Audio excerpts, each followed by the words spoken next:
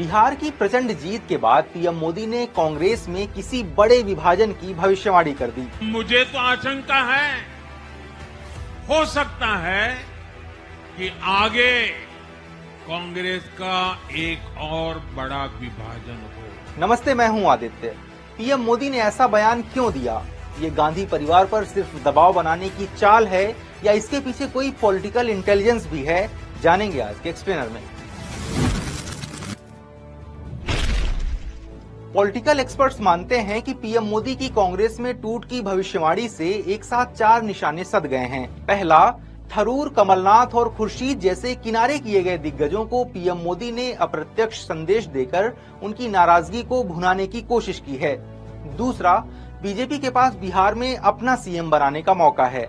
अगर नीतीश रूठ भी जाते हैं तो कांग्रेस के विधायकों को तोड़कर बीजेपी सरकार बना सकती है। तीसरा, कांग्रेस को परजीवी कहकर पीएम मोदी सहयोगी दलों को दूरी बनाने का संकेत दे रहे हैं, क्योंकि लोकसभा चुनाव में इंडिया गठबंधन की एकता का खामियाजा वो भुगत चुके हैं। और चौथा, पीएम मोदी लगातार गांधी परिवार पर हमला कर कांग्रेस के भीतर नेतृत्व बदलाव की मांग को और हवा देने की कोशिश में है, क्योंकि गांधी परिवार ही कांग्रेस को एकजुट किए है।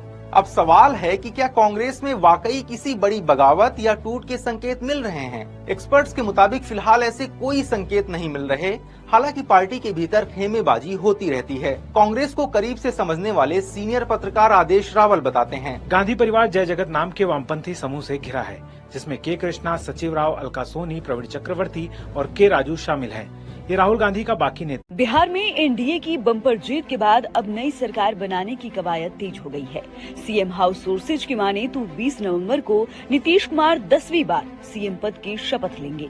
विधानसभा के मौजूदा नंबर के हिसाब से बिहार में कुल 36 मंत्री बनाए जा सकते हैं। इनमें से जदयू और बीजेपी के बराबर मंत्री हो सकते हैं। इसके अलावा चिराग पासवान की पार्टी को 3, जीतन राम मांझी और उपेंद्र कुशवाहा की पार्टी को एक मंत्री पद मिल सकता है। पिछली बार की तरह इस बार भी 2 डिप्टी सीएम बनाने की चर्चा है, लेकिन दोनों डिप्टी सीएम बीजेपी की जगह एक चिराग की पार्टी का भी हो सकता है। ऐसे में भास्कर आपको एनडीए के 18 मंत्रियों की पहली लिस्ट दिखाने जा रहा है।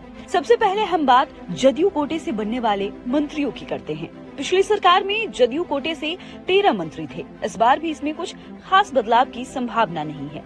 इनमें से 10 मंत्रियों को नई सरकार में फिर से रिपीट किया जा सकता है, जिसमें विजय चौधरी, विजेंद्र यादव, श्रवण कुमार, अशोक चौधरी, लेसी सिंह, जमा खान, मदन सहनी